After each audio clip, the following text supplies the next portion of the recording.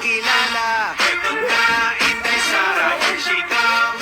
Ay, kung galayin ka lang sa kanya. Inday Sara, here she comes. Duterte, ayaw pababayaan, bayan ay aalagaan. Eto na, Inday Sara, here she comes. Duterte, Duterte apelyido, pangalan Inday Sara, minamahal, tinatangkilik siya ng Pilipinong masa. Mismong ako ang patunay at aking nasaksihan nang siya'y aking makasama sa buong kapuluan. Mas mahalaga sa kanyang sarili, pagmamahal sa kanyang kapwa.